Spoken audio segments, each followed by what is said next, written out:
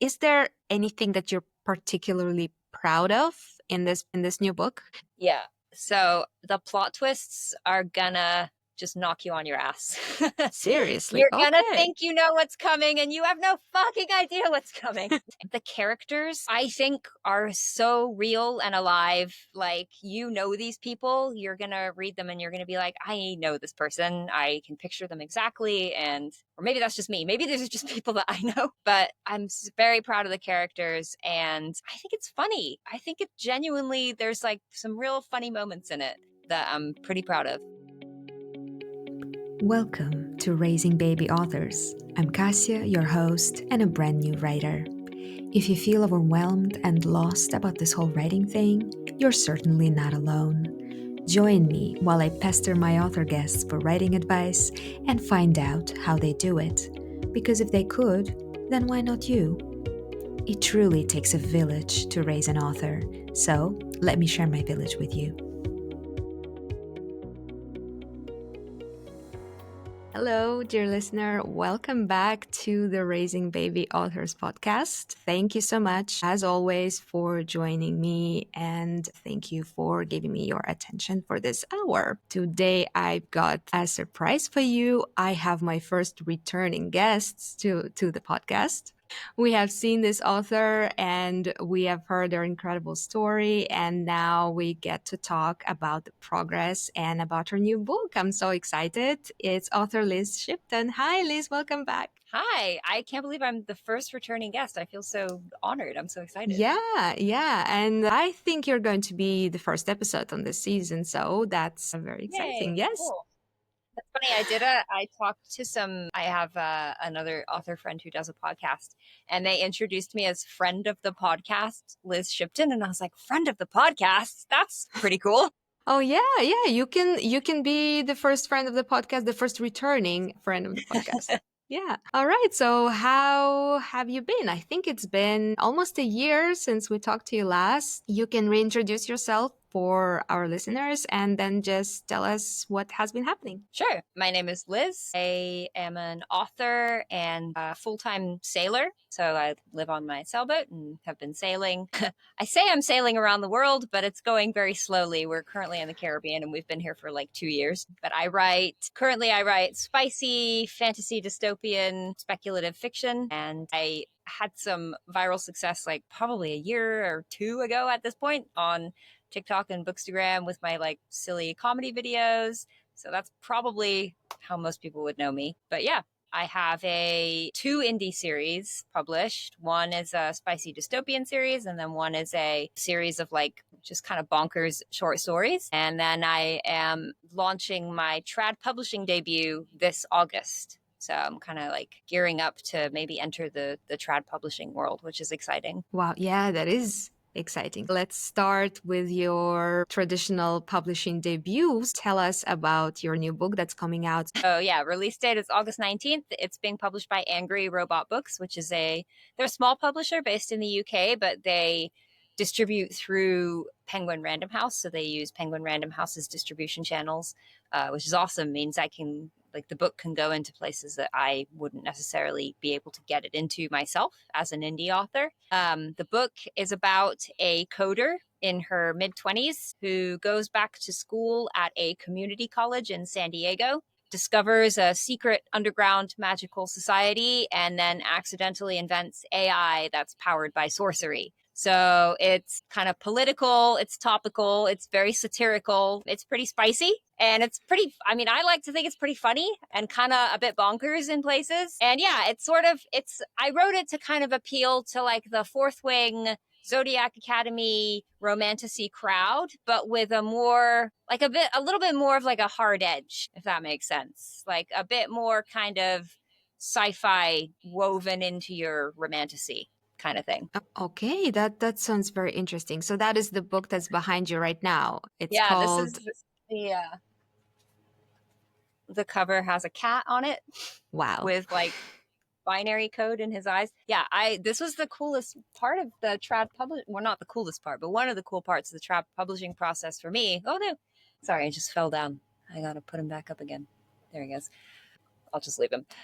One of the cooler parts of the trad publishing process for me was being able to work with like an editor for the first time, which was really exciting. And also there was like people presenting me with options for covers, which was just insane. Like I get to look at all of these things that you guys have designed and I get to pick one and say, yes, that one, like go with that one. So yeah, it was pretty cool. Okay. That actually sounds very interesting because one of the things that they tell you about trad publishing is that you will have way less control over how your book looks like and maybe how even the end product looks like the editing can be too much or like you cannot choose the cover even if you don't like it. So there Mhm. are deals where they give you such freedom. Is it something that you have to discuss prior to making all the contracts and everything? With Angry Robot, I did not. I mean, I don't know. Obviously, this is like my very first time ever working with a publisher. So I have a sample size of one,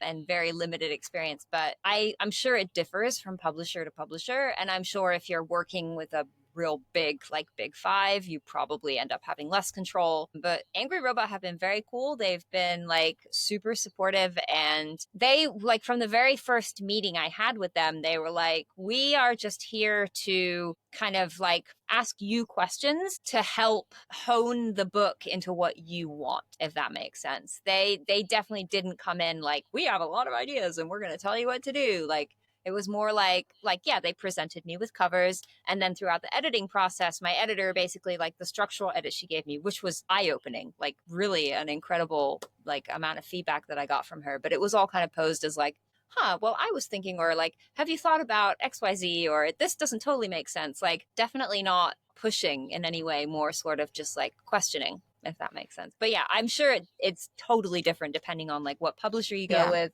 or yeah. Of course. Yeah, that sounds very nice. And maybe it is because it's kind of a smaller press. Can I ask It how did definitely could you be. approach it? How, like, did your agent approach the publishing company? How actually did you know about the publisher? Yeah. So after I went viral, like however long ago that was, my agent slid into my DMs actually on TikTok and was like, hey, do you have representation and would you like it? And I was like, yeah, maybe. Like I'm very much a let's throw everything against the wall and see what sticks type of person. So when she came, I was like, yes, of course. Like I'll say yes to every opportunity. Yeah, I happened to have this manuscript that wasn't totally complete, but that I was working on. And I was like, I think this maybe might be good to pitch to a traditional publisher. So I sent it to my agent. She was like, yes, this seems great. And then she shopped it around to a few different places and we got a couple of offers. And Angry Robots was just the best one. They gave me a good, like, for a first book, like a good advance. And my agent was basically like, these guys, like, it's not just that they know what they're doing, but they're sort of known as, like, in the publishing world as, like, yes, they're a small publisher, but like they put out good stuff. And people kind of know them for that. So if you signed with them, like, it would be, people would know that, like, that was kind of a mark of quality or whatever. Mm-hmm. So yes, it all happened through my agent. I wouldn't have known about them otherwise because I hadn't even really considered submitting this to traditional publishers at that point. Okay, well, I'm definitely gonna Google them and I'm gonna see if it's possible to Yeah, I approach think them without an agent. think you can actually. I don't remember. I haven't looked in a while, but I think they accept unsolicited or unagented submissions, so you may be able to just submit that to them. Okay. Yeah, that sounds really nice. All right, so let's talk more about your book. Now, first, I have a very silly question. Does the cat have anything to do with the with the story?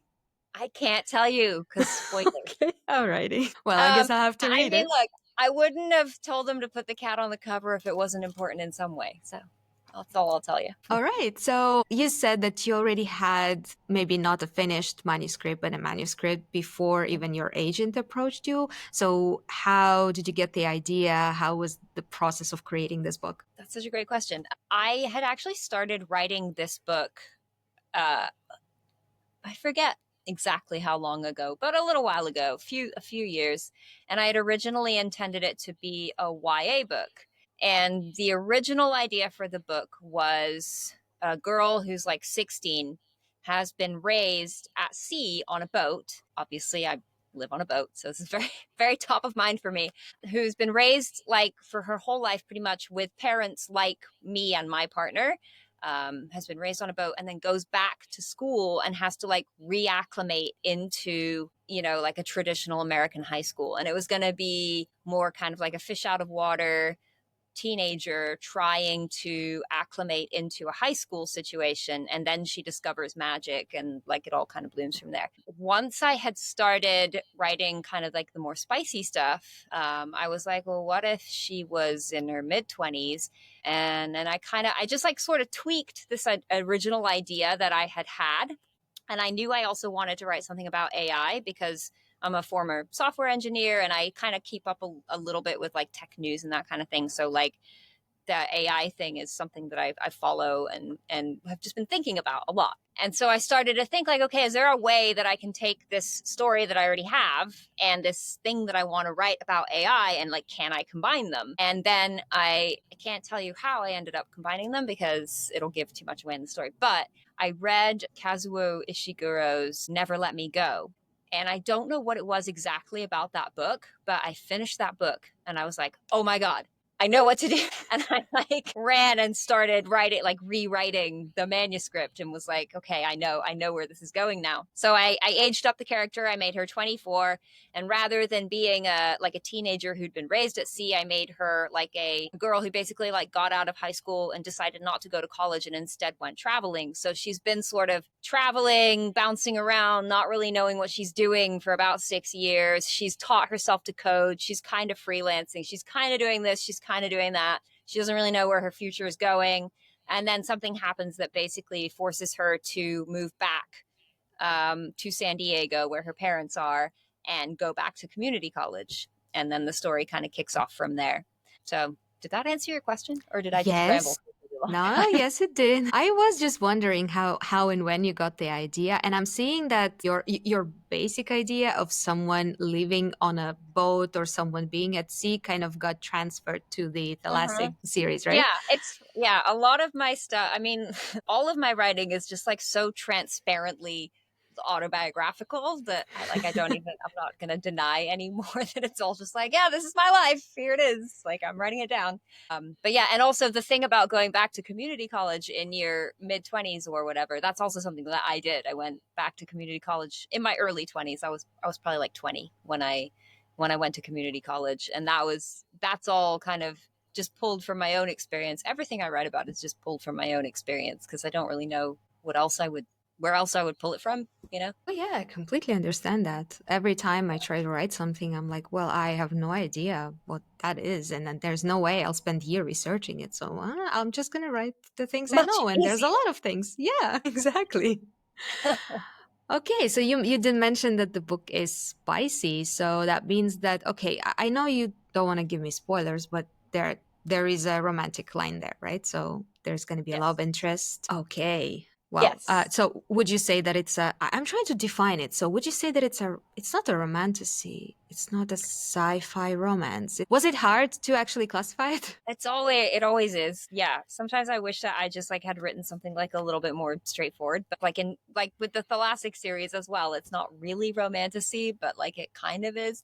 That's sort of the same thing as this. And I think I'm sort of doing that on purpose a little bit in that I think that romantasy could be more than what it sort of is on Book Talk. Like I see romantasy on Book Talk and I see a lot of like 1,000-year-old fairy man and young woman in a fantasy world. And like that's great. It's just not really what I want to do. But I do kind of enjoy writing the romantic stuff and I enjoy writing the spice. And I think it's fun to have two people bickering with each other and, you know, doing magic. So I think I sort of take a lot of that like romantasy vibe and I just filter it through my own sort of like very technical based point of view. So I guess I've been pitching it mostly as urban fantasy or Yeah. spicy urban fantasy because, yeah, it's technically not a romance. I know people have like very specific definitions of what they want from romance. And Yep. my books like rarely meet that because the people hardly ever end up together.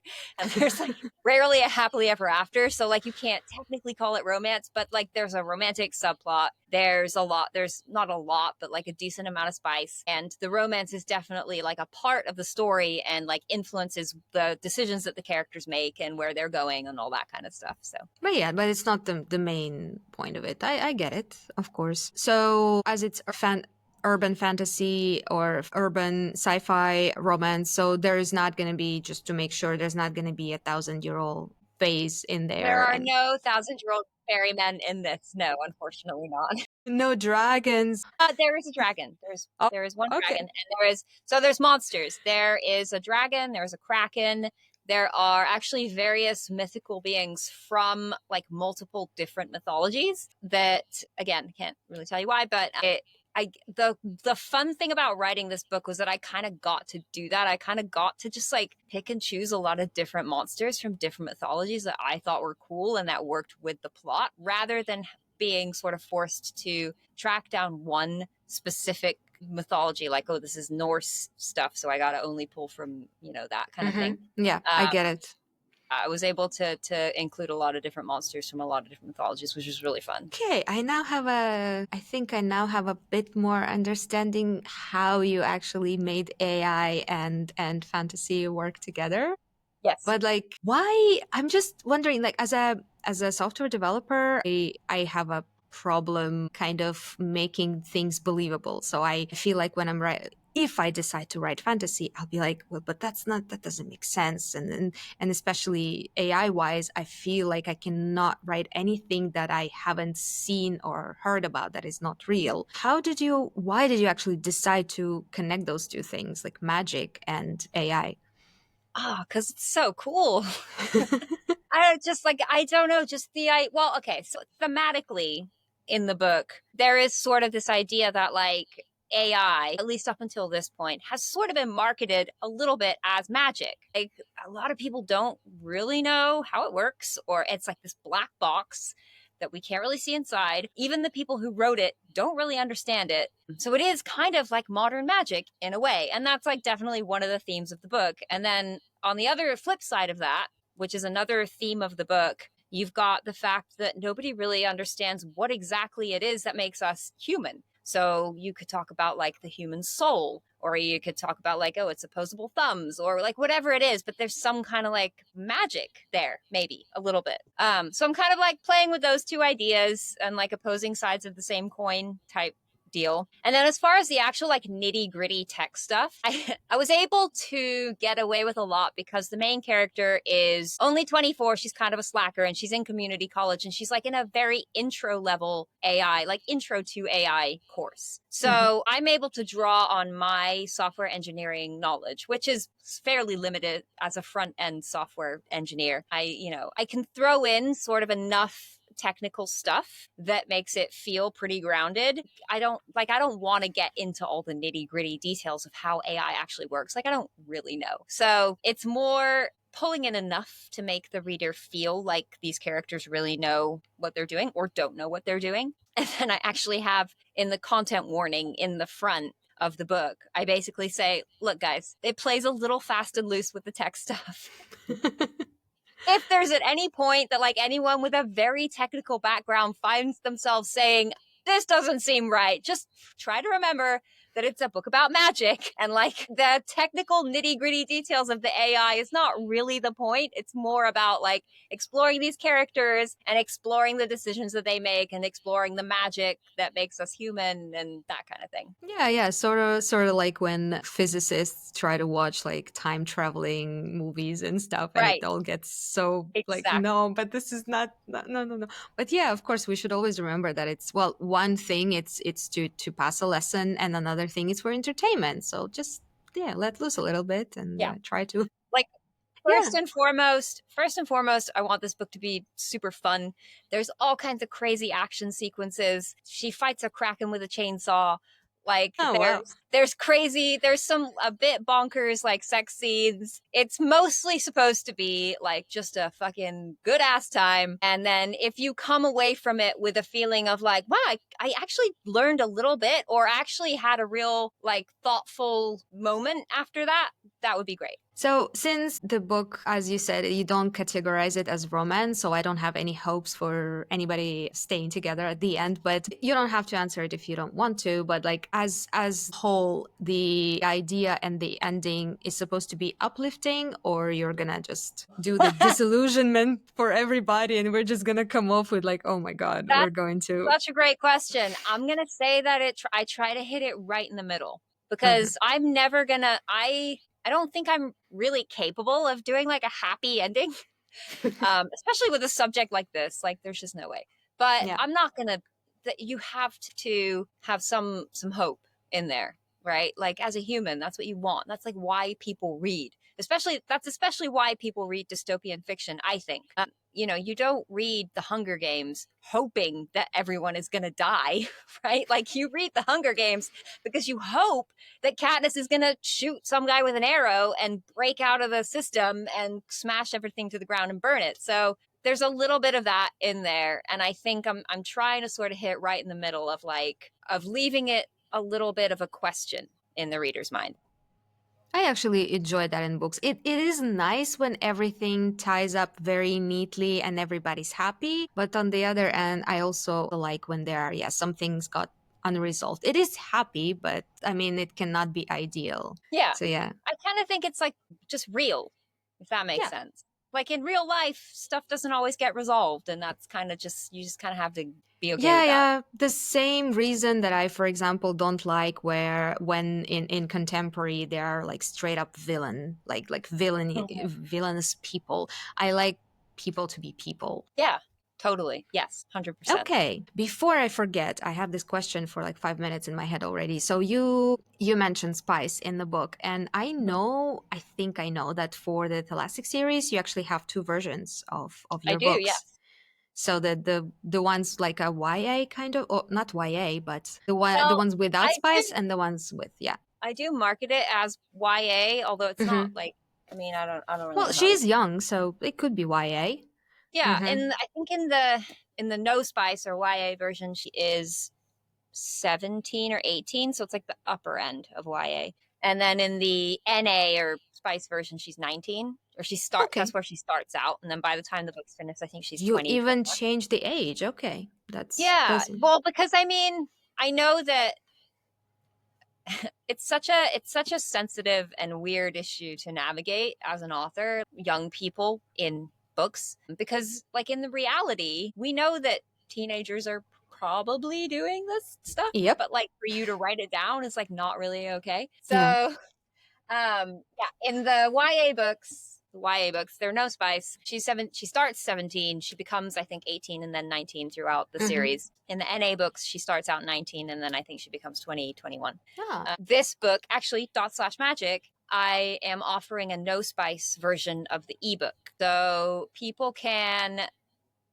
basically get in touch with me. Like, if you buy a copy of the book or the ebook, any proof of purchase that you have, if you're a person who prefers to read with no spice, which I am actually most of the time, you can send me your proof of purchase and I will send you a no spice version of the ebook, which is basically exactly the same thing. It just is like fade to black moments instead of going full on into the scenes. Okay, yeah, that was actually my question. I was gonna ask you if you're planning on doing that. Oh, Yeah. okay. Well, I mean, I know that some authors offer that, but most really just either do one or the other. Why did you feel that you should do this? So, to be completely honest, I never really intended to write spicy content. I when I started the Tholastic series, this is the first thing I ever wrote. I wanted it to be just like a YA dystopian like adventure. I didn't even want there to be romance in it, honestly, at the beginning. Hmm. And then I got like on Book Talk and I started reading a lot more contemporary YA books. And I was like, okay, well, there's romance mostly in it. Like, that's an expectation that people have of the genre. So I guess I'll write a romance. And then I discovered spice and I was like, well, I wonder if I could do that. Like, could I write that stuff? And it was more kind of like a challenge to myself to see if number one, could I write it? And number two, if I wrote it, would anyone want to read it? And then when they did, I was like, well, I guess I'll keep writing it then. But it was never my intention. Like from the beginning, I'm like not a very sexual person, to be completely honest. I've had like the last like 3 or 4 years, however long I've been writing, I've like had this experience where I've gone into this like world of spice and I've explored it and I've looked around and I've been like, wow, this is pretty cool. And I don't think I'm terrible at it. But it was never really what I intended to write. I think I offer the no spice versions because that is like true to me. And I know that there are people out there who just don't really want that in their books. And I like to think that my books can stand without that. Like the spice definitely adds to it. And there are definitely things that if you read either of these with the spice, you'll get a little bit more, Mhm. smidge more in terms of like, oh, what a funny little plot twist or whatever. But you can read it without the spice and it's still great. Yeah, I completely understand. I know bookstagrammers or book talkers who actually review books and put the chapters to skip Mhm. if somebody doesn't want to read spice. And I know people Right. who actually skip those chapters. So yeah, that's Mhm. definitely something to do. Yeah. Okay, a little bit of like outside of the new book question. I've been looking at your videos. I mean, since we last talked, and what kind of reels and videos on TikTok you started to put out. And last time you told me that you are planning to talk more about your books Uh-huh. and not just do so. I've seen that you started doing that. So you started really trying to advertise your books more. I just wanted to ask, how did that go? Did that actually help your sales? How's it It works. affecting? Can confirm. You have to talk about your books or people don't know that you write them. Yeah, it's I definitely am definitely selling more now. Still not like an insane amount, but Hmm. definitely selling more just posting and talking about my books. And I'm trying to I'm still sort of figuring out the balance between posting like comedy videos and posting about my books. But yes, I definitely am finding that you got to talk about your books. It sucks. I hate doing it, but yeah. Well, yeah, it's good to have a confirmation that that actually works. Okay, so what are your plans next? Like you have the self-published books and you have the traditional. So what are you planning to work on both in the future or focus on one thing? Yeah, that's my goal. So I just actually ran my first Kickstarter in April of this year, and that went super well, way better than I had ever thought that it would go. So I'm planning to run another one of those either at the end of this year, like after dot slash magic comes out, or maybe the beginning of next year. I want to release like hardcover omnibuses of the Thalassic series with Mm. fancy sprayed edges and foiled hardcovers and all beautiful art and all that kind of stuff. Like I'm fully on board with all that stuff now, which I definitely wasn't before. So yes, I'm going to continue. I'm going to be running Kickstarters. I will probably continue self-publishing just because it's a much faster process than traditional publishing. But I do have a manuscript right now that I'm just about finishing up that my agent is pitching to like big five publishers. So I'm kind of doing both in tandem. And I think the trad publishing route is going to be pretty dependent on how dot slash magic does. So anyone who's listening to this slash watching it, please pre-order this book. So, but yeah, the goal is to be doing both. Okay. So, yeah, since your book comes out very soon, are you doing any advanced copies campaign, anything like that? Are you You searching for can, ARC readers? yes, you can request the book on Netgalley. Hmm. And then there is a link. Actually, I can send you a link Okay. for people. This is mainly for people who are on the like slightly larger kind of social media presence side. We are definitely looking for reviewers to get a free copy of the book, give your review. There's a link I can send you. But yeah, all the usual arc type stuff. Okay, okay, that's good to know. I'm gonna put that information as well into the episode. Actually, yeah, one thing about the reviews. So, like you mentioned it yourself that your book is touching on the AI in a big way and how much conversation around AI is going on right now. What do you expect, like the reaction of the readers to be? I don't know. Are you scared of someone just not liking your book because there's AI in it or something? Yeah, I am actually a little bit scared. And to be completely honest, the publisher has tweaked a few things that so like, for example, the tagline for the book that I came up with was something like, if you were struggling to wield your own magic, or what if you were struggling to wield your own magic?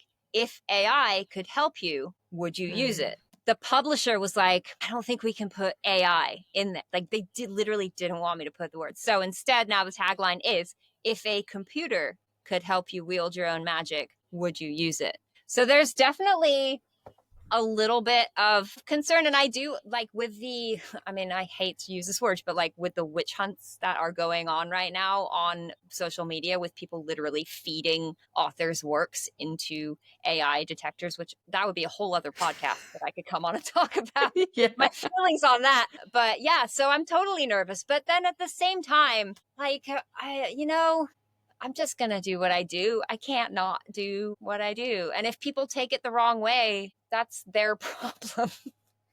Okay. Yeah. I can't control how people are going to receive it. I hope that by the time you get to the end of the, if your takeaway from this book is anything other than, wow, what an interesting dissection of AI / also that was fucking bonkers. If your takeaway is anything other than that, then I don't know what to tell you. Okay, yeah, good to know. I think if you come up to like the marketing of it with just the, like a bit of a careful consideration, it's I've seen you've been talking about the book, and I haven't seen at least anybody on Instagram or Threads saying Not that. Yeah. yet. Yeah. So yeah, But I okay. Well, definitely wake up sometimes. I like to literally wake up in the morning and be like, what if someone thinks I wrote the book with AI? Like, oh God, how am I going to deal with that? But yeah, yeah. it is actually it gets very confusing sometimes because, well, for example, I work with AI daily. It's my job. I use Mhm. it. I sometimes write it. I don't use it for creative purposes, but I use it for like some mundane tasks that could be improved with AI. Totally. And yeah, I'm like, I literally, my latest project is all around ChatGPT. Actually, it's just that I'm using it for a specific purpose. But then I don't know. I had something in my manuscript about some startup. I needed to come up with some startup ideas, and they should have been revolving around AI. And I started thinking that maybe I should just like go away from the AI altogether and come up with some other technical topic to do startups on, even though it's hard now. Like if you think now, Mm-hmm. everything's around data, everything's around that. Yeah. Yeah, it's a little scary now. Yeah. Yeah. And it's definitely, I mean, I am getting to a point where I'm a bit burned out on just thinking about it because I've been consuming just so many podcasts and like YouTube videos and articles and newsletters. It's just about like the implications and sort of just, everything about it. I'm getting to a point where I'm like, okay, I need a different I need a different topic to put into my brain because I'm just like exhausted by it. So yeah, just to confirm, your next book is not going to be about AI. It's going to be on a completely different topic. Yeah. But you're going to continue working with like the dystopian kind of setting. This is your jam, right? I think my jam is, yeah, it's like dystopian vibes. I'm trying to lean more into the fantasy side of things because I know that's what people prefer. But there's always going to be some dystopian aspect, whether it's like an evil government or an evil king or, like Yeah, there's a lot of evil things to so to many evil things. explore Yeah. currently Yeah. and put them Yeah. into a book. Mm-hmm. I was just gonna ask if you think this book is like it's a standalone. You're not gonna make it a series. You don't plan on continuing. Actually do have plans. Well, so it depends. Basically, because it was picked up by a publisher, they will only pick up book 2 if book 1 does well. So Mm-hmm. I haven't really started on book 2 yet because I don't know. It can be read as a standalone, like book 1. You could read this one and you could get to the end and that could be it, and you'd be like, all right, well, that's fine. Mm-hmm. However, there is a lot more planned. So I'm hoping that this kind of does okay and that gets picked up for a second book because I have a second book. I have a lot of notes in my phone for a second book is basically what I have, and then I have the title of the third book. So that's where I'm at the moment. I think it's only 3 books probably. Okay. Well, just technically, what happens, for example, if the publisher decides that they don't want to pick up the second book, but you really, really want to publish it? That's a great question. I actually don't know. So I would hope that I would be able to self-publish it if I wanted to, or potentially I could shop it to a different publisher. I think the way it works is, you can tell I've read my contract really close. I'm pretty sure the way it works is that they have like first look at it, and they basically, I have to send it to them first and they decide if they want it Hmm. or not. If they don't want it, probably what I would try and do would be to take it to Kickstarter and launch it there. Yeah, because I can't imagine that you have a story in you and you really want to tell it, but just because the publisher says no, you are just like Yeah. locked and kind of, Yeah. yeah, Might that'd be be better very for me nice. if I did just let it go, but probably can't. It's hard. It's hard to let go of the story when you, Yeah. especially when already like a third of it is written. Right. All right. So, I mean, it's been about a year or maybe more since you started with like this traditional journey. What would you, I don't know, I know that you didn't get your agent like in a standard way. You didn't query your agent. You got an agent slide into your DMs. But still, anyway, like what would you advise anyone who is trying to decide what to do, to go traditional, to wait, to query, or to go and publish their book? Say, I found it very useful publishing things independently, self-publishing things, because, and I, again, like I kind of come at this from like a software perspective, I think, where, like say what you will about the world of tech, but they definitely have a really good approach to getting something out there into the hands of people so that those people can start looking at it and giving you feedback and telling you if they like it. And I think if you approach your author journey the same way, and that doesn't necessarily mean that you have to self publish, but you might be putting stuff up on Wattpad, or you might be, I mean, I don't know, wherever else, AO3, stuff like that. Hmm.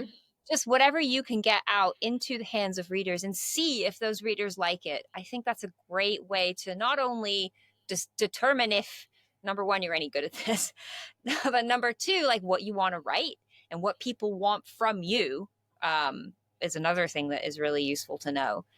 And then once you know that, I think it makes it a lot easier to get in front of a publisher or to submit something to a publisher. Like by the time I submitted Dot Slash Magic, I had already written like 6 books in the Thalassic series and a bunch of short stories in my other series. And that had all just been because I was self-publishing. And so Dot Slash Magic is a lot better, just objectively so much better than Salt, which is the first thing I ever wrote. So, like, not only are you getting feedback from your readers, from other people, whatever, you're also just getting better at writing, and that increases your chances of getting picked up by a publisher. So, I don't know.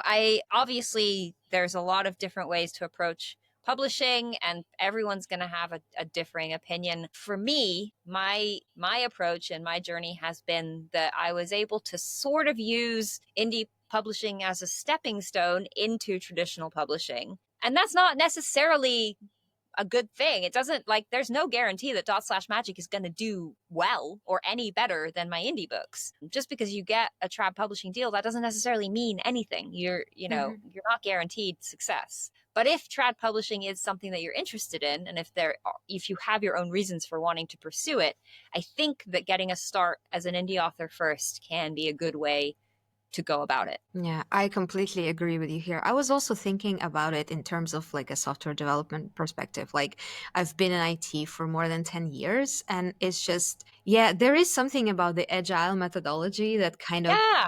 appeals to me because yeah, okay, I can try to get better and I can try to write and write and write and maybe be amongst my writing group and try to improve like that. However, yeah, nobody guarantees that even if I get an agent later, 5 years, 10 years later, that my book's going to do any good. But publishing something, even when it's not 100% perfect, can already give me some feedback, a feeling of accomplishment because Mm-hmm. I'm really impatient. I also don't want Same. to wait. Yeah, Yep. I don't want to wait very long. I actually, yeah, I've been writing longer manuscripts, and now I'm trying to publish something shorter, like a Mm. novella.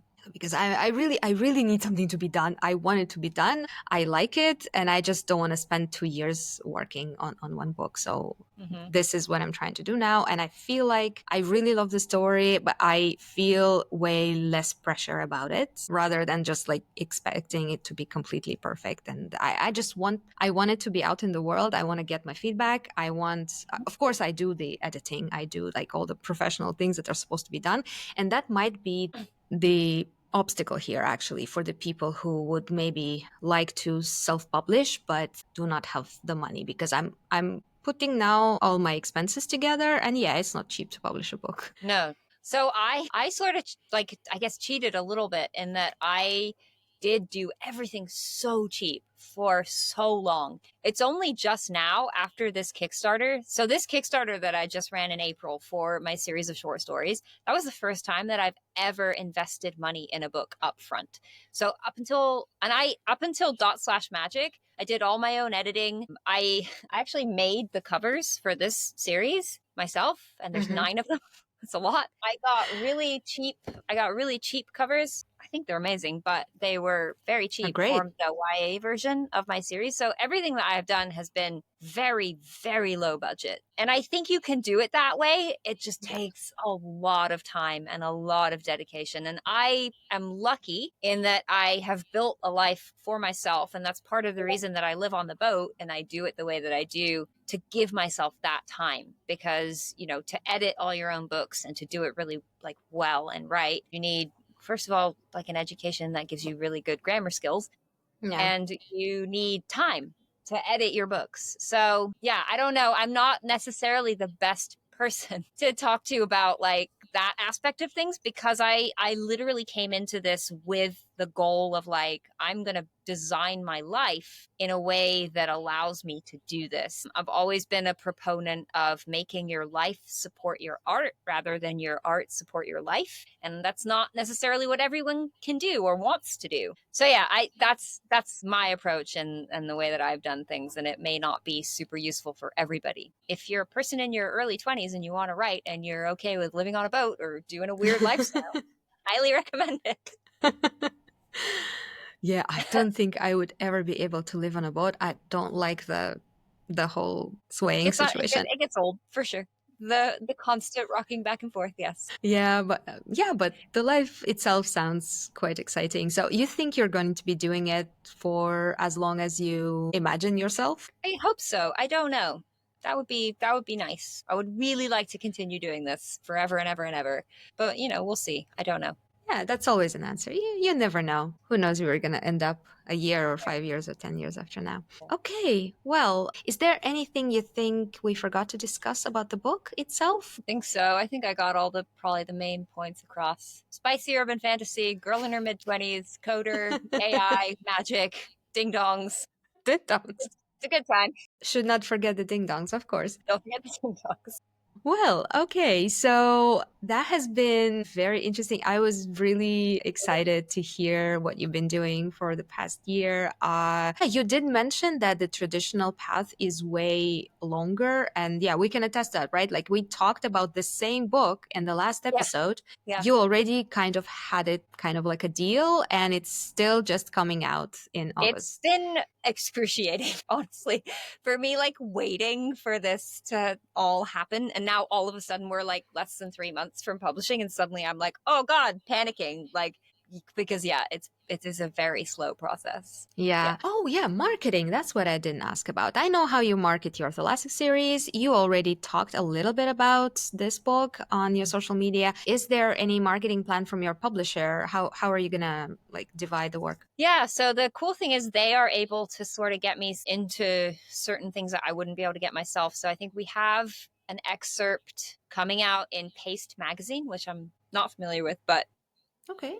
there will be an excerpt of the book that Paste magazine is running June 18th, I think. So I'll be sharing that all around. They sent the book to like Kirkus and what is it, Publishers Weekly and all those kind of places for review and that kind of stuff. And they put the book up on Netgalley, and they're also like just sort of tracking down opportunities for me to do like guest blog posts and that kind of thing. And then meanwhile, I'm also doing all stuff myself where I'm also tracking down opportunities for myself to do guest blog posts and like this Mm-hmm. podcast and all that kind of stuff. So it's definitely, it feels like just a duplication of my efforts, or like a, everyone's kind of pulling together. We're all working in tandem, and I will kind of reach out to them and be like, hey, I was thinking about doing XYZ to help promote the book. And someone from the publisher will come back and be like, oh, that's a great idea. Let me get you this graphic or whatever. So Oh, it's nice. It's like a okay. collaborative effort. Like everyone wants the book to succeed, right? So we're all working together to kind of make it, including my agent, who's also finding me opportunities. And yeah,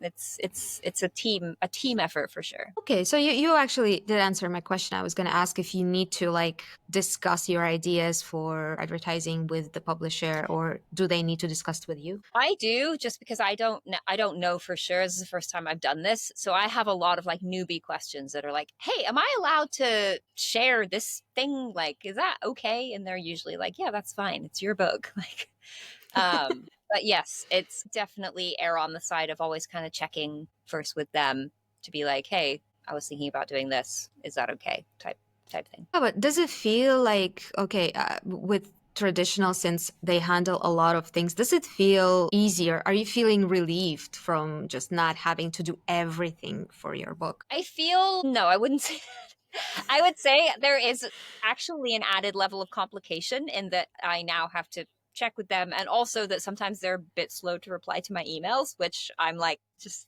because Come there's on. also an 8 hour time difference. They're in the UK and I'm over here. So I'll like send them an email and then I'll just be sitting there going, why haven't they responded to my email yet? That's the other thing, right? Is that they are a publisher, so they have other books that they're also working on. So like I'm not their only priority, which is sometimes difficult for me to remember. It's hard when it's like your baby, it's your book, it's your cat on the cover that you're like, why doesn't everyone care as much as I do? But it is actually also a good reminder that like not everyone cares as much as you do. And so the ultimate person, even with a publisher supporting you, the ultimate person who's going to make this work is you. And you always have to be the biggest advocate and pushing for your book and making it happen like no matter what. Yeah, yeah, that's true. At least maybe you don't feel so alone that you are like just Yeah, screaming into definitely. nothing. Yeah. It is really nice to have people to like they sent me some graphics of like snippets for like quotes that they had pulled from the book Mm-hmm. that they thought were good. And I was like, "Oh, that's interesting. I never would have thought of those." Like to me, because I'm so familiar with everything, I'm like, I know exactly what I think is great about this book, but to see what they think is good and what they will pull is also really interesting. And then, yeah, just having the added support of publicity and marketing and all that stuff is really great. Okay. Well, one question I forgot to ask is if we count your short stories and the Elastic series, what number of book this is then? If you want me to count all the short stories individually, so there's 12 short stories, there's 9 Tholastic series books, and then there's this one, so that's 22, I think. 12 short stories. I have maybe two or three of them downloaded. I wanted to Oh, read them, but I should didn't know that you have so many. yeah, Okay. I actually, so that was what the Kickstarter was I released like a hardcover edition of all 12 of the short stories that I wrote one per month last year. And I released them all once a month to my newsletter, and then at the beginning of this year I collected them all into a hardcover and I released that on Kickstarter, and it's been really fun. I got some pretty crazy artwork for it, and yeah, and it was a great exercise in just like learning how to write and like honing my voice and figuring out what I wanted to write and exploring a little bit of like comedy stuff. And yeah, it was a good, really great. I highly recommend it because you said you were thinking about writing short stuff. Short stories are really, I'm a big fan for Yeah, sure. I'm trying to do now something like a novella, not too short, but something like 25,000 words, something like this. Yeah, So, yeah, this would be yeah, the idea. Yeah, okay. right. No, but okay, the number wasn't actually the question. The question was that you mentioned that you said that the book that you wrote now, the dot slash magic, is actually way better because of all the other books you have published. So the Yeah. question is there anything that you're particularly proud of in this new book that you could Oh. say, okay, I really nailed this thing? Yeah. So the plot twists are gonna just knock you on your ass. Seriously? You're gonna Okay. think you know what's coming and you have no fucking idea what's coming. Yeah, I'm super super proud of not only just the plot twists, but that once you kind of like the unraveling of the plot twists and the way that I feel like I was able to connect. And this again kind of goes back to software, which is such a strange thing to say, but like, how do I explain this? Making things connect, like making paths between things and like Hmm. connecting loose ends. I feel like a lot of software building is that. And I was able to kind of weave a lot of that into this book, which I'm like very proud of. The characters, I think, are so real and alive. Like, you know, these people, you're going to read them and you're going to be like, I know this person. I can picture them exactly. And, or maybe that's just me. Maybe these are just people that I know, but I'm very proud of the characters. And I think it's funny. I think it genuinely, there's like some real funny moments in it that I'm pretty proud of. So, yeah. Okay. I honestly love this question. I think I'm going to start asking all my authors this question because I really love listening to people kind of being proud and just bragging about their stuff. It's so much fun just to Yeah. see how you love your own work. It's a nice question to be asked. I wish more people would ask that. And something I heard you mention, and I heard someone posting the Kirkus reviews of their books. I have no Hmm. idea how that works. Do you have any knowledge about that? Because I think that would be useful. I'm still waiting, I think, for Kirkus reviews to come back. I believe that like there's no guarantee that like Kirkus will review it. Basically, my publisher submits it and Kirkus gets however bajillion of submissions for reviews that they get every year. Okay. So if they review it, they will, I believe, send the reviews to my publisher who will then share them with me. Hmm. And then at that point I could share them. But I don't have any guarantee or like knowledge that they are necessarily going to review it. I hope they do. But Okay. yeah. So I got two follow-ups here. First, if you get back, well, just like in the worst case, if you get back not a nice review, for example, you don't have to do anything with it, right? Like just you can just like I forget don't about think it so. I assume that Kirkus would probably publish it somewhere, but themselves. Okay. I certainly wouldn't. Yeah, Or maybe just they like would. I don't know. Because that's the thing is like these days you can kind of spin anything. mhm, So if I was gonna like if I got a 1-star review, too maybe much I would spice. turn that. Yeah, I'd like turn that into a TikTok video and I'd be like, Kirkus hated this book, 1 star. And it would probably go viral. So I Okay, don't yeah. That sounds actually like a good idea. But okay, as the second question, do you know who these people are? Who's actually reviewing these books? know. No, I have no idea. No. Okay. Okay. Well, I also like I feel like nobody knows. It's just some industry Some secret. entity. Hmm. Hmm. Some magical entity. Maybe AI is reviewing it, and you never Right. know. That'll be my next book. Okay, well, on that note, I think we can remind the listeners where we can pre order the book and when it's going to be out and all the details. And yeah, go. Yeah, the name of the book is Dot Slash Magic. It comes out August 19th through Angry Robot Books. You can pre order it from Amazon. You can pre order it from the Angry Robot website. You can pre order it from Barnes and Noble, from Waterstones, from pretty much everywhere that you can buy books. And what was the last part of that question? Just that, where to find the That was book. it. Do you have any preference of where people should pre order it, or it doesn't matter? I don't think it matters. Probably it would be great if you could do it through the Angry Robot website. But I think in terms of like royalties that I get, it's pretty much all the same. Probably if you order it through Amazon, it'll help the book climb up in the rankings, which is always good. Mm-hmm. So maybe I would say my preference is that.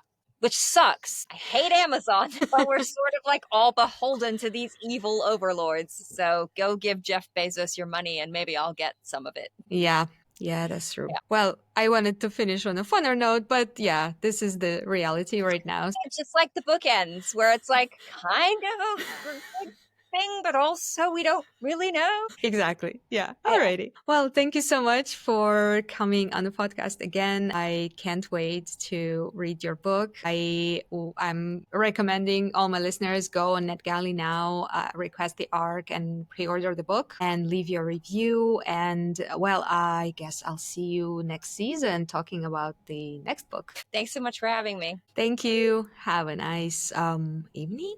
I don't know Yeah. what time it is. Okay. Have a nice evening. Bye. If you like what you hear so far, please consider subscribing and tune in for the next episode. If you have burning questions about writing you'd like to have answered, head to my Instagram page at kkalbabooks and leave me a message. Or use my email k.k.alba.books@gmail.com. If you'd like your favorite author to answer your question on my show, again, head to my Instagram or email me to let me know which author you'd like me to invite, and I'll try to get over my anxiety and do it. On the other hand, if you're an author who's published at least one book, traditional or indie, and you'd like to become a guest, well, you know what to do by now. Message me and let's get to know each other.